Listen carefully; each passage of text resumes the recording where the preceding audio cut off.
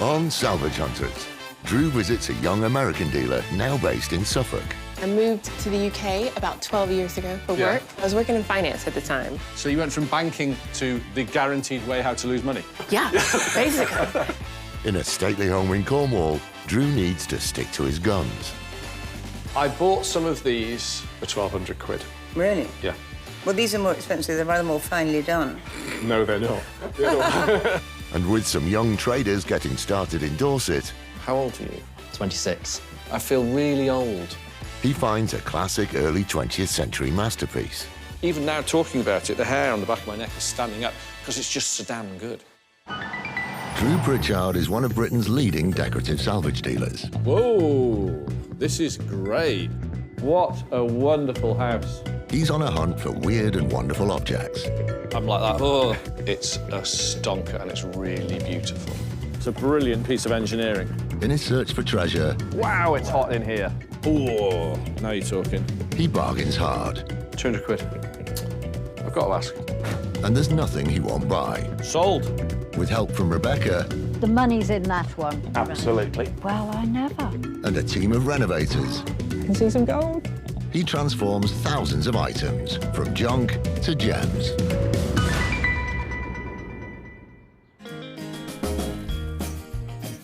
The antiques trade has evolved in recent years, with more and more being bought and sold online and through social platforms. Online trading has changed absolutely everything. It's become the prime medium for selling antiques, I think, not just in this country, the world. You also get the opportunity to create your own world and your own look, and you can be really successful with that. Today, Drew and T are travelling 270 miles southeast to visit the latest of this new breed of antique dealer, who use their homes as a shop window, and in-person visits are by appointment only. Today, T, we are in Suffolk and we're off to meet Ambrice, who runs Relic Interiors, and she has a really good Instagram internet presence. She has a very particular look, all of her own, and while we're in the area, we're going to put a face to the name. Oh, excellent. Suffolk is a landscape made famous by two quintessentially English artists, Thomas Gainsborough and John Constable. Drew and T are heading to a picturesque village where Relic Interiors was set up 3 years ago as an exclusively online business. But Drew and T have secured a rare invite to this historic 17th century home from Relic's founder, Ambrice Miller. I deal in anything from classical to kitsch. So, and that's primarily driven because I want to live with beautiful things and I want to share beautiful things. The way that I like to use our house is really to stage a lot of the pieces. It just gives customers context of what they're buying and also how they can style it themselves. You know, when they say, if you get up and you smile about what you're about to do that day, it's a good day. And that's what I feel with Relic. It's fantastic. Yeah. I like the door colour. It's lovely. Hi. Hello, how are you guys All right, doing? thank you. Thank you. You want to come on in? Yes, please. Let's go. You've got some stock for us to see. Yes, indeed. Okay. So, welcome to our home. Well, thanks. This is nice. Lovely. Of course. Going into antique dealers' houses, it's just fascinating. All you know? the best stock's always in the house. isn't it? Yeah. Look, I'm going to be honest, right? I'm going to poke around everywhere. So here's just the dining room. Whoa. Great, look. You really love what you do, don't you? Yeah. Yeah, It's... we can tell. You're very good at what you do as well. Yeah, it's good. Thank It's you. really good. Thank you, thank you. Did you come from a very large house? Well, a lot of the houses in America are quite big. You need a bigger house now, don't yeah, you? I think so. You've outgrown this one. Yeah. We're beginning today in Ambrice's house, and it's lovely. It's a singular vision, and I like it when people do that. She's great. She's like, what? Yeah. How long do I have to sit for again? Well, she looks like me when I start to get hangry. We're in a really old house in a really old-fashioned village, and it's got this incredible style, and it looks thrown together, and it really isn't. It takes a lot to throw something like this together. This is great.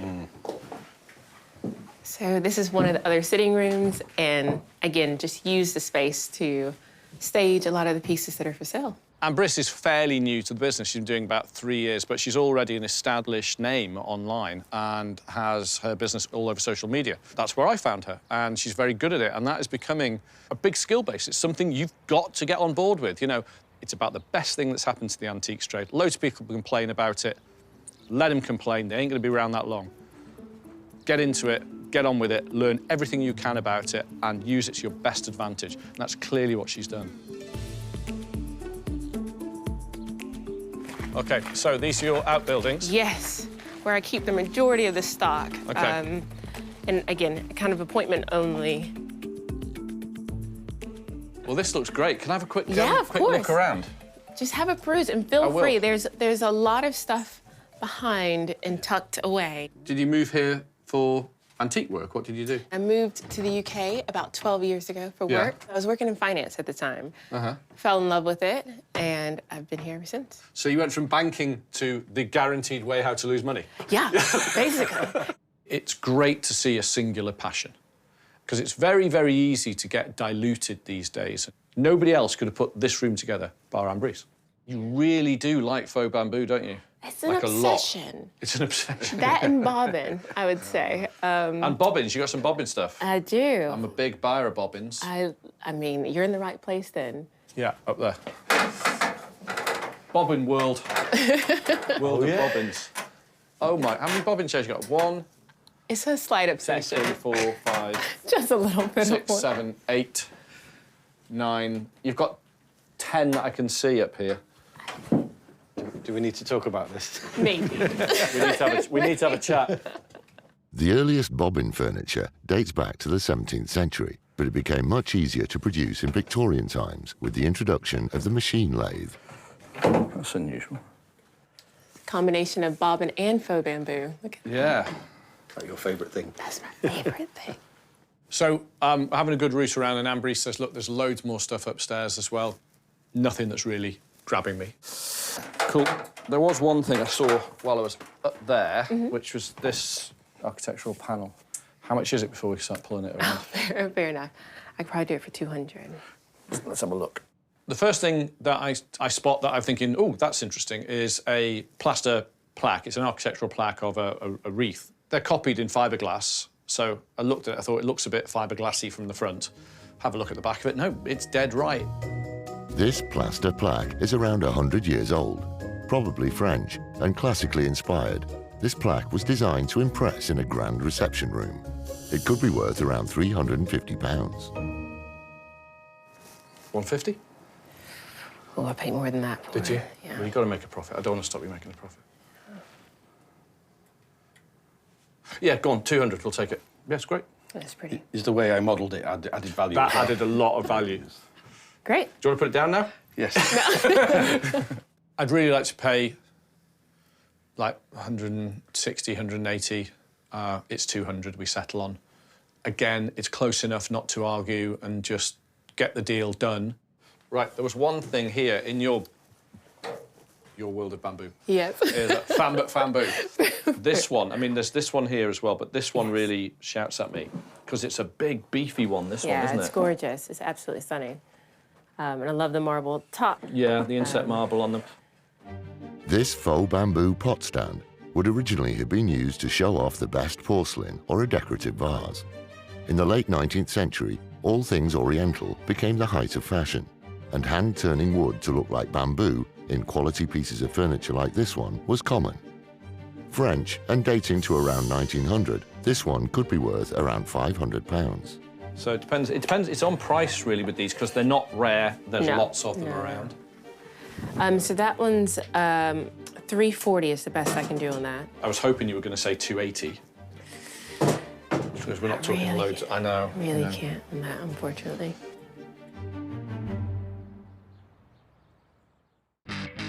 Drew Pritchard is visiting Relic Interiors in Suffolk, a business built on selling via Instagram. Whoa, great look. You really love what you do, don't you? And he spotted an attractive faux bamboo pot stand. 340 is the best I can do on that. I was hoping you were going to say 280. Because we're not talking loads. I know. Really can't on that, unfortunately. It would have to be 320 at the absolute best. I'll take it. The Great. colour's good. It's just a nice one. Ambrice is a smart cookie, and she's making sure she's turning a profit on all of it. She's turning stuff over which isn't too expensive, and lots of it. Well, that is the trick to making money. I do buy a lot of fabric. Is that a printed one in the back there? So that's a venison fabric. Is it really? Ooh. How much is that? I don't actually have a price on that one because I use it for decoration, but I'm sure I can come to a price for you. Right now, it's the fabrics that are catching my eye, and she has one in the corner there, which is just a printed fabric, but it's by a very famous company in this country, if you know the name, and you can afford it, called Benison. And it has a huge following because it screams 20th century English country house look. It's great. It's a nice big run of it, and I'm always looking for fabrics. Legendary 20th century interior designer and antiques dealer Geoffrey Benison created fabric like this for some of the wealthiest and most discerning customers in the world. Perfect for restoration and reupholstery projects, this length could be worth around £300. Benison Fabrics Tree Parrot, printed in England. 1993. 29 years. OK, what's that going to cost? What would you like for that? I could probably do 150 for it. Do you know, I'm not going to argue on 150. I'll take it. Thank you very much. £150 paid for the piece of fabric. Right, so if I get a nice ottoman in that's cost me, say, 300-400 quid, and it's missing a piece of fabric, and that works, it's adding at least the 150 for that one piece. So start doing the math. I reckon I can get 4 out of it. So, yeah, and I've got it in stock. I might use it next week. I might not use it for a couple of years or more, but I've got it. That piece of fabric could make me a lot of money in the future. Right then, let's get loaded. Sounds Let's get good. going. Thank you very much. No problem. Thank you, guys. It's been great to meet Ambrice. You can trade now completely virtually. So you can actually have the whole process without meeting anybody. What's the fun in that? You must make contact with people. You must carry on building up face-to-face relations. It's important in this business. Oh, it's been amazing with Drew and T today. It's been really nice to see the wealth of knowledge that Drew has, really kind of giving insight to pieces of my own collection that I didn't know. So that was really wonderful. It's been a great day. It's been really fun. Ambrice was absolutely charming, wasn't she? Yes, What amazing. a lovely person. Great setup. That's how to do it, you know. It really is. Especially with that kind of quality stuff. Yeah, You know, it's just- She's solving a lot of problems for decorators, you know. Anyway, I was happy with what we bought. We're not going to make money immediately, but the fabric we bought at the end, that Benison fabric, will pay dividends. I am happy with that. A good day and another contact made. Yeah, an excellent day. Drew has been quick to embrace the latest developments in online dealing in antiques, but some things never change. When it comes to sourcing stock that's fresh to market, there's a staple of the trade that's top of every dealer's wish list, a house call at a stately home. Today, the boys are heading west to the north coast of Cornwall. So today, we are going back to one of my favourite houses in the country and one of my favourite people. We're going back to meet Elizabeth Prideaux Brun at Prideaux Place. Lovely, very lovely place. So we went there 10 years ago, T. Did we? 10 years ago. We must have made an impact. They've had us straight back, haven't they? Just above the fashionable seaside village of Padstow on the Camel Estuary lies one of Cornwall's oldest estates, covering 3,500 acres. The house, Prideaux Place, was completed in 1592 when Queen Elizabeth I was on the throne and is one of the oldest in the West Country. It's still occupied by the Prideaux family, who had it built over 4 centuries ago. When Drew first visited, he unearthed an unusual item of furniture. You need to be a gymnast to be able to do this job, don't you? You do. You need to be a gymnast and a ferret. I think it's been a grain bin of some that sort. What attracts me to it is the colour. Today, Drew is once again being shown around by the lady of the manor. I'm Elizabeth Prideaux Brun, and Peter, my husband, is the 14th generation of Prideaux to live here. It's very strange, this house. There are 82 rooms. About 40 of them are just filled with junk, you know, just being chucked in there. And so Drew came for, and I learnt so much from him during the day. He was an encyclopedia of knowledge on the arts. I had such fun. I loved it. Welcome back. Hello, Elizabeth, how are you? Very well, thank you. And you?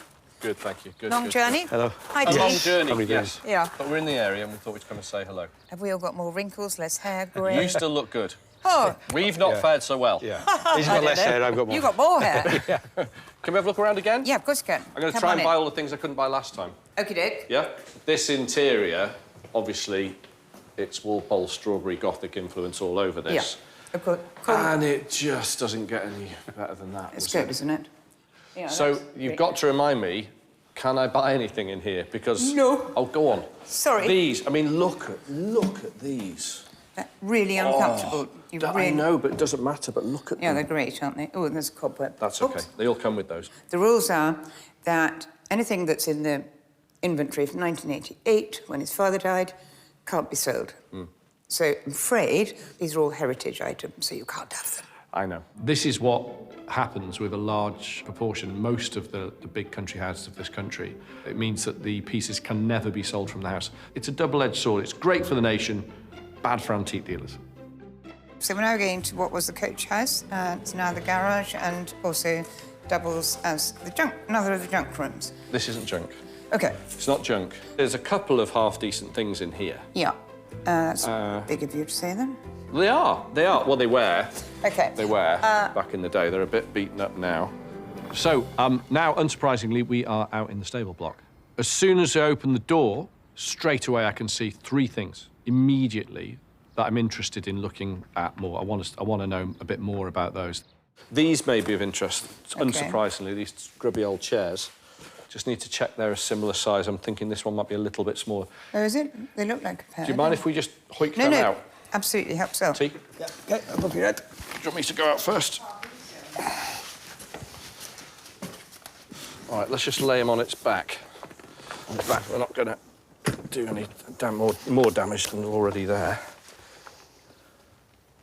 OK, so very good Cope and Collinson caster on the back there. Very nice. Yes. Let's get the other one out. There's a pair of 19th century low open armchairs, and they're good. You can tell, very good leg, very good caster, Cope Collinson casters, the Rolls-Royce of caster manufacturers in the 19th century. They're in a right state, I'd say. but, Worth the journey. well, they could be. They've got a good name. A name is... There. See? What does it say? Holland and Son. Flip it up, unsurprised to see on both of them Holland and Sons. So, extremely good London maker. The quality of what they did was just better than most, to be honest. It's up there, you know, it's right up there. Holland & Sons was founded in 1843 and were later granted a royal warrant by Queen Victoria.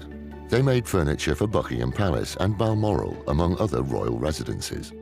This pair of armchairs date to the Victorian period and, once refurbished, could be worth around £2,750. I don't have any plans for them, I must confess. Apart from sending them at a vast price to you. Well, I'll buy them. I'm not sure about a vast price, but I'll buy go them. on. One would be worth very little. A pair really helps It's them good a lot. news. Yeah. Yeah. I'm trying to... This is why I'm talking so long, because I'm just trying to work out a price. It's funny you say that, because in my head I was thinking, what's he going to offer me? Let's kick off at 600. Oh, OK, quite Which is not interested. a fair... It's a fairish bid. People go, God, that's cheap. Yeah. There's £1,000 to spend. 750?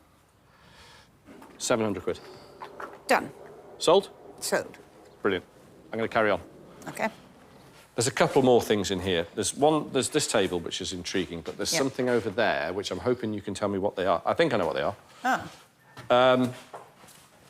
Those. What? Those screens there. I have no idea. I have to be totally honest. I haven't got a clue. If you look on them, right, they've got a scene, a battle scene. Can you see it? It's hard Well, I to... can just see faint, yeah. So I'd be I've- really interested in those. OK. Really interested to know just to get them out and see what the hell they Okay, are. I'll go and see if I can really spectacular. find some manpower. Could See if you have can my find some manpower, because there's a day bed underneath there. Can you see that? Yes. Yeah. So am I right to just have a sift through this lot while Yeah, have a you sift. find some manpower? Okay. All right. There's about 8 or 9 things in this garage that I need to see. So, we need some help. Hello, chaps. Here they are. Right. Anna and Rod are here to help you. So, we want to move some stuff. This table is of interest underneath it, so that there. Should we get this one out now? Sure you want to go? Come straight out. Next thing to come out of the shed is a breakfast table. It's mahogany, it's very late 18th century. It's covered in dog scratches. It's about 9 different colours because it's faded all over and marked, but it's utterly charming and I love it. This one I recognised when it was underneath all this stuff. It's rotten, but it's a nice one. OK, Coke Collinson Pat Caster. And you wouldn't pay any attention whatsoever, apart from the fact I'm 99.9% sure it's by Howard & Sons. As it stands, 350 quid. Okay. Is what it's worth to me. I mean, it would cost me a fortune to get it restored, About 1,500 to 2,500, depending on which way you want to go with it. At this stage, it becomes uneconomical for me to keep it, doesn't it? So even I won't restore that. We will clean that frame up, take all the bits and bobs off it, get it cleaned, repair the caster, do that, and then sell it as it is. Okay. We wouldn't upholster. We'll let somebody else, because once you upholster it, there's no money left in it. There's a couple of telltale signs that it's a Howard. There's a chamfering to the edge of some of the internal timbers as well, and the external timbers of the frame, which was something Howard did for the quality of the way the upholstery moved around the frame when they were finished. And then there's this big black stretcher that goes right underneath. Howard were the only people to do that, notably on the majority of this type of their furniture. The sturdy construction of this early Victorian daybed indicates that it's most likely by the high-end 19th century furniture maker Howard & Sons, who set up shop in London in 1820. By the mid-19th century, none of the nation's great houses were considered complete without furnishings by this celebrated furniture maker. Repaired and ready for the new owner to reupholster, it could be worth around £1,000. This is of interest to me as well. It's beaten up to hell, but it's charming. And I'd pay, because of the state it's in, £200. Do you know, I thought that was what you were going to say. I'm beginning to read your mind. I started at 350, and then I thought, no, it's just not worth it, because the state it's in. So that's I mean, where if you I'm could at make with it up to 300, maybe, just.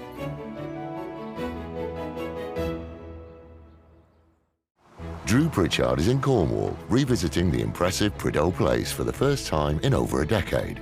Have we all got more wrinkles, less hair, grey? You still look good. Oh! We've not fared so well. Yeah. He's trying to put a deal together for a Howard & Sons daybed and an 18th century mahogany table. Because of the state it's in, £200. So that's I mean, where if you I'm could at make with it that. up to 300, maybe, just. Can I buy that? Yeah. If 350 is acceptable on that one, I'll give you 250 for the table. God, you're. Tight's the word you're looking for. Yeah. Yeah, I know. Oh, OK. Thank you very much. What we're seeing in this shed is the mentality that goes across the majority of these old country houses and estates and families. They only ever bought quality. So if it's worn out, bashed, stripped down, in a bit of a state, it doesn't matter. It's still good, it's going to be worth something to somebody one day. Put it in the shed. All right, 1, 2. The extra pairs of hands from the Prideaux staff are proving useful. That's it. And I watch the other painting behind it. Yeah. Watch the other one behind. Oh, God, they're covered in woodwork. OK, right, now spin it. You had a free spider with it. Yeah, quite a few. Look at that. Looks like leather. This has been cut from quarters. somewhere else. Yeah. So it's a painting that's been taken from somewhere else and stuck on these. OK. Isn't that fascinating? The thing is, do you want to sell them? Because I'd want to buy them just for curiosity's sake. Yeah, I can see that. Because they're just different. They're extraordinary, aren't they? These 2 big panels at the back of the room sort of... Now I've got closer to them and I'm able to move sort of face onto them. I'm looking at them thinking, what the hell are these? You know, are they just tapestries? Are they just panels? Because you can't see, they're just flat, brown, nothing. And then I moved my head and all of a sudden I could see a face and the body of a horse. And I thought, oh, my God, they're paintings. Really big paintings. Sort of got to see these. I mean, these are extraordinary. Just gently, don't really want to rub the surface. I'm just trying to not touch the paint and just get the dirt Oh, on. look.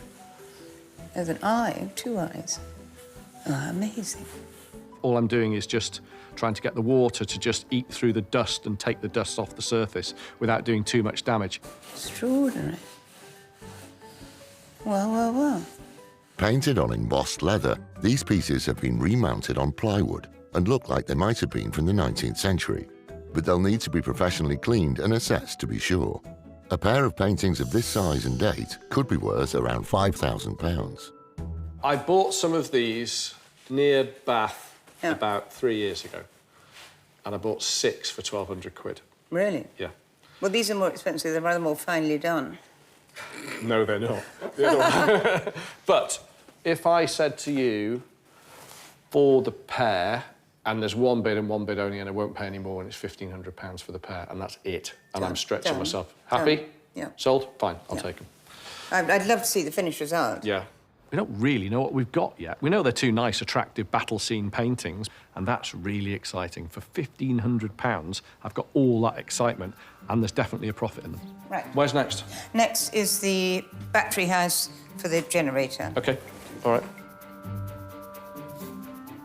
Supposedly, Prideaux Place was the first house in Cornwall to get electricity. Yeah. So this is what it is. Smooth as a whistle. So here, Wow. Here it is. I have never seen that many battery casings like this, ever. It's amazing, These are the most I've ever seen one of these in a life, was 6 or 7 in a church in Cumpenmachno. Incredible, aren't they? Wow. The battery house was where the estate's electricity was stored. The diesel generator next door produced electricity that was stored here in a series of interconnected Leclanché cell batteries, consisting of glass jars containing an electrolyte solution, a cathode and an anode. These were then chained together to store electricity for the estate.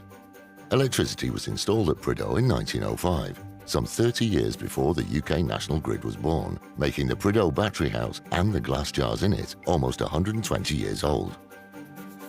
This is extraordinary. Is it? It really is, man. You just don't see this stuff. This is something... Do you know I always say the best bits about our job are getting into places that nobody else does. Yeah. When's the last time you came in here? About 34 years ago.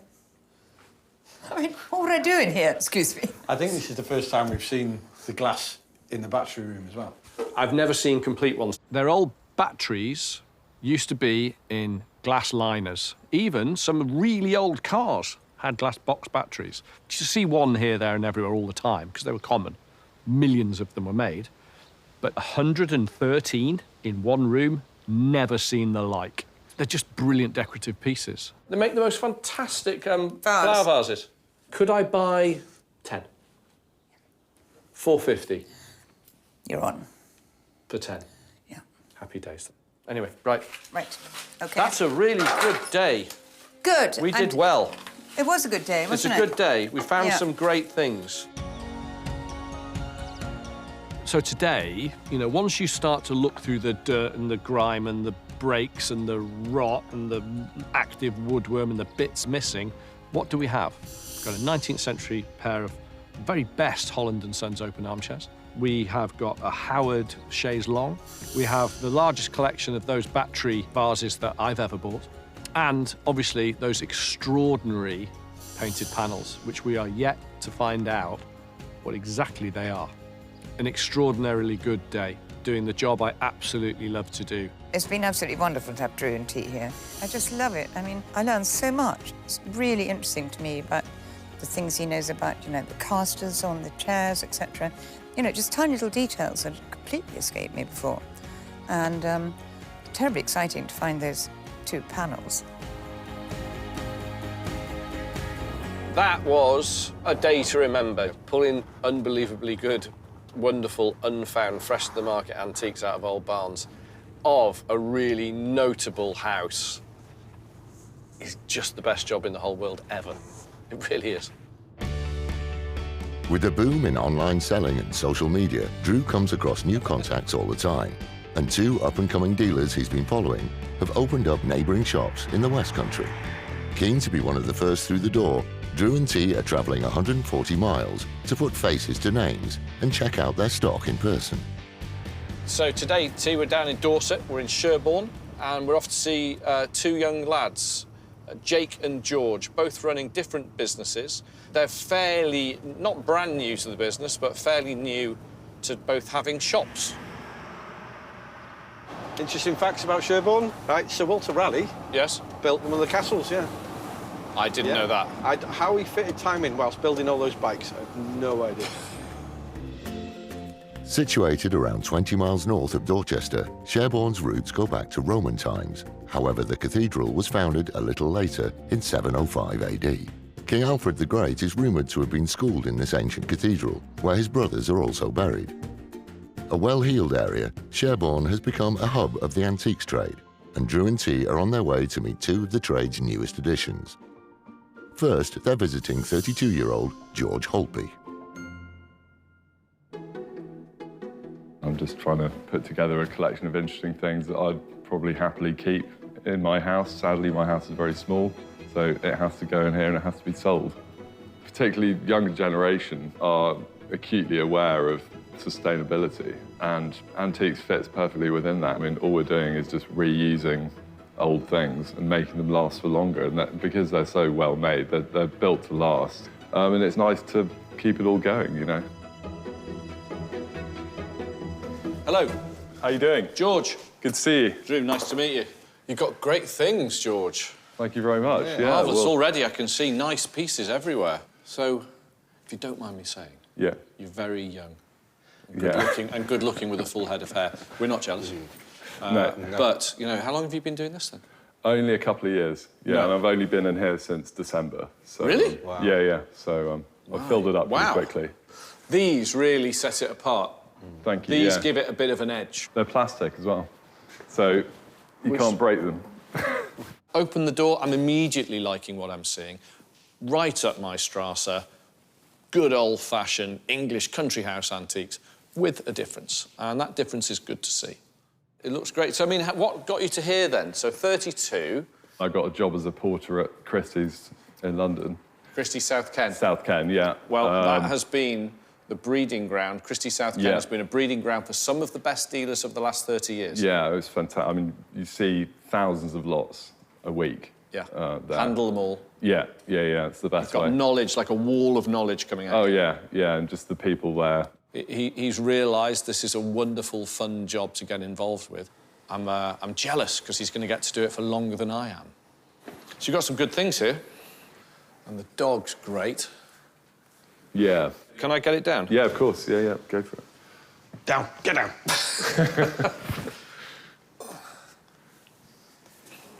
That's just on a hardboard. It's got a... Oh, just a hardwood backing. Yeah. It looks a bit sad, but... Yeah. My dog did that. Enzo constantly looked sad. Yeah. And then you go, oh, so we get loads of attention and food. Yeah. Yeah. It's a ploy. What are you asking for it? Could be $250. £200? Yeah, that's fine. Is that all right? Yeah. It's just got something, hasn't he? It has, yeah. The frame makes it. Yeah. It's cute. Everybody loves dogs. I'm a sucker for them. George wants $250, I pay $200. We'll do a minor works to it and put it up at $325 to get $300. £100. That's fine. If there's £100 on the floor, you'd pick it up, wouldn't you? I'm not adverse to making £100 on something. Tell me about this. Yeah, I mean, if you look at the quality of the dovetails, this quarter of an earring, it's just really tight. It's a clever piece. Yeah. It's intriguing, it's interesting, but why should we be looking at it? Well, I think it's possibly by Ambrice heel. There's something I see and it just strikes me. And I'm looking at what I think is a really early Ambrose heel sideboard. It's achingly beautiful in its simplicity. It's made with genuine passion, love and skill. And what gets me is the chevron type inlay onto the doors, those 4 pieces there, okay? That, in the way it's been done, ticked a box in my head. I thought, That's an early piece. Even now, talking about it, the hair on the back of my neck is standing up because it's just so damn good. A pioneer of modern design, Sir Ambrose Heel has been described as one of the great artists and craftsmen of his time. His grandfather founded the family's furniture business, which is still to be found on Tottenham Court Road in London. Heavily influenced by the arts and crafts movement, Ambrose was passionate about bringing good, well-made modern design to the middle classes. This sideboard dates to around 1932 and, if authenticated, could be worth around £1,200. What are you asking for? There's no price on it. £480.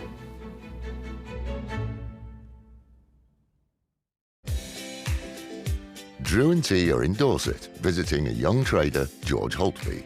You've got great things, George. Thank you very much. Yeah, Marvellous. Already I can see nice pieces everywhere. And Drew wants to buy a very unusual sideboard that could be an early piece by Ambrose Heel. What are you asking for? There's no price on it. £480. Is it worth taking a chance at 480? Probably. Is it Yeah. a great piece of furniture? Definitely. Yeah, yeah. T, your thoughts? Really nice. Yeah? Yeah. 4.5? Yeah? Happy? Yeah, fine. Thank you very much. Thank Sold. you. Yeah, excellent. Absolutely love it. I can't tell you how much that's making Yeah. me fizz all Yeah. over. That is literally, Yeah. I'm like that, oh. All of that history, all of that work, all of that knowledge, all of that style for £450 is just a really, really good bit of design. Beautifully made with perfect proportion. It's almost Georgian in its mentality. Wonderful thing. A few doors down from George's place is another newly established antique shop run by Jake Wilkie. Hello. Hi, Jake. Nice to meet you. How you doing? Very good, thank you. This is great. So again, a different take. Yeah. Really interesting. I'm going to sound so old now. How old are you? 26. Oh my God, you look so young. Yeah. I feel really old. And I'm jealous of you guys to be at your age and to have this together is just brilliant.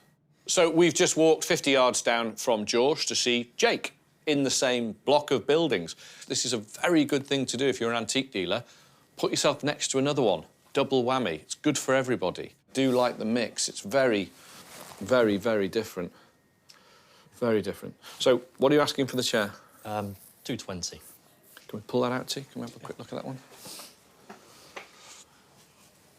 I've had a few by this guy, and he is rated by people who know, and I think he's underrated in the wider world. I do think his stuff bears a lot more scrutiny. I do think people should be looking at this guy's work. Yeah.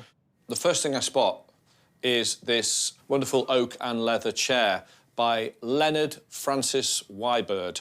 Now, a very interesting character. Architect, interior designer, furniture designer. He headed up the Liberty of London furniture department and their decorative arts department. So another late 19th, early 20th century design classic from somebody who really knows what they're on about. That's two today. Ambrose Heel, Leonard Wybird, within 50 yards of each other. That's quite something.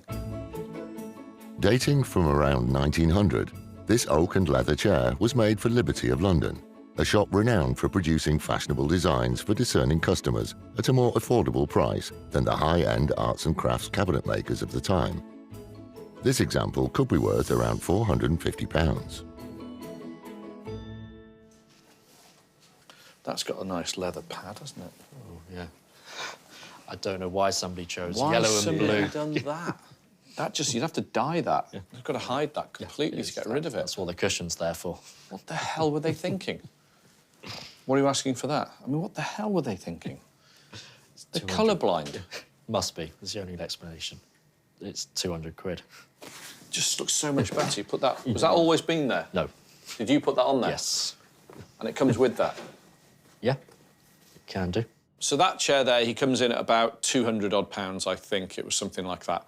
But next to it is another chair that I'm struck by. It's a decorated Indian-type throne on black ground with lots and lots of red decoration, strung seat, which somebody has changed. So somebody in their wisdom has used blue and yellow thread to create a seat. And it's horrid.